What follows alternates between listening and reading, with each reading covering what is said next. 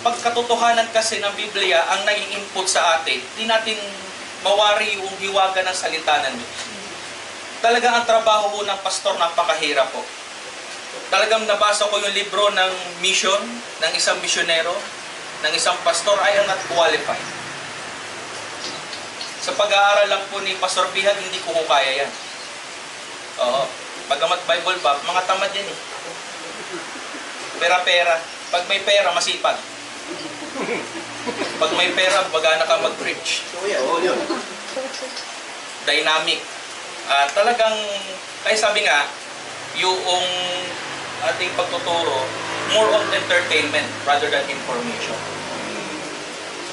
Maaring ang pagpipreach ay parang nag-a-acting ka lang. By feelings, by emotion, pero walang information. Kaya yung cycle ng ganyan, pag wala ka sa katotohanan, spiral, paulit-ulit lang. Walang output, walang result, walang daluyan. Hindi nagkakaroon ng ganitong impact. Kasi ito yung courageous conviction eh. Nagkakaroon ng impact for God's glory. Kaya pasalamat tayo sa Holy Spirit, our illuminator, na gumagawa at kumikilos upang mailagay sa bawat isa ang kalaman na binigay sa atin ng Panginoon. Even Apostle Paul encountered Jesus Christ in the road of Damascus, and he was the great teacher, Jesus Christ, in Saudi Arabia in 3 years. Pero ang sabi dito, for this cause we also, since the day we heard it. Ano ba yung una nilang napakinggan? Ano ba yung unang nai-input sa atin bago tayo nailagay sa ganitong gawain? Gospel of Salvation. Maraming nangangaral ng Gospel of Salvation, maling kaparaan at maling pagtuturo. Alam nila ang the word salvation, pero hindi nila alam din ang katiyakan ng kaligtasan. Maraming ang gulo ng pagsusolwini. Napakalinaw. Of death, man needs salvation. Sin, death, salvation. Diba? Kaya salamat po sa pagtuturo pong yan. Dahil po nagamit po natin. Yan po naman yung ating ginagawa at ina-apply. Kasi ayoko po na basa lang. As the courageous conviction is concerned, hindi po tayo papayag na basa lang. Gusto natin na ina-apply natin, panininigan natin. Kasi, nung testimony na rin, nung talaga pong maituro po ito sa Gloryland Church, ini-apply na po agad namin. So, merong warning ang ating pastor, magkakaroon ng interaction, magkakaroon ng talagang kumbaga, commotion or gulo or talaga nandoon yung hindi pagkakaintindihan or misunderstanding nangyari po sa church. At yun ang gusto natin.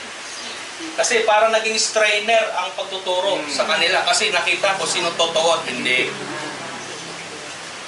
For 36 years, huwag mong pakikalman ng aming kaligtasan because hindi kami magtatagal sa church na ito kung hindi namin alam na kami ligtas. So, human effort. So, religion ang kanilang movement or ang kanilang paggala. Religion is a human effort trying to work their way to God through good works. Kasi babase sila sa good works. Kasi gumagawa naman sila sa Panginoon. Eh, hindi yun ang atin. Sa atin yung ginawa ng Diyos sa atin. Kaya makita po natin dito, do not cease and desire na ito dapat ang mag-manifest sa atin at nandoon yung paninindigan na mapuspos tayo ng kaalaman. Kasi may dalawang klaseng kaalaman gnosis and epignosis. Hindi tayo, alam natin ang gnosis, understanding, pero surface lang yan eh. Pero pag sinabing epignosis, malalim. Deep thorough knowledge. Kasi maraming mga pastor, shallow lang, surface lang. Kaya hindi makapag-put out o magkaroon ng output sa mga member na ganito dapat ang gawin. Ito dapat ang nais ng Diyos. Ito dapat ang tungkulin. Kasi sa faith po natin, nakabuilt-in ang duty, doctrine, and practice. Kaya hindi pare-parehas ang galaw. Kaya mas pasalamat po tayo at nagpapasalamat po ang Gloryland Church dahil na-built-in kami sa tamang katuruan. Kaya po. Kasi naninindigan tayo eh. Ano po? Kasi ito talaga ang hinahanap ng Diyos. Kasi kung talaga pinili ka ng Panginoon, ilalagay ka sa tamang katuruan eh. Hindi ka maliligaw. Kasi napakarami ho ng kasabayan po namin. Napakarami ho namin. Burunggan sama, napakarami ho natin dyan. Oo.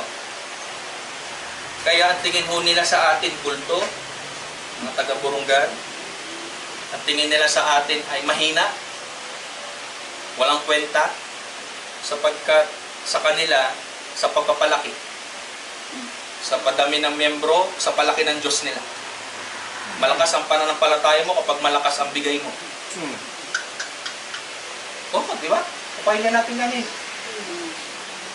Malakas ang dating kapag ang pastor ay malakas sa politiko, mayroong mamahaling sasakyan, at luhod ang mga miyembro. Yan po ang Bible. Yan po kami. So, naabot tayo ng ganito katuruan, so inilagay tayo ng Panginoon sa pinakamababa na parte ng buhay ng isang Kristiyano na ito, humble. So, di ba ang sabi, humble, yung mga magmamataas ay ibababa. At yung mga nagpapakumbaba ay itataas ang Diyos. Di ba ba?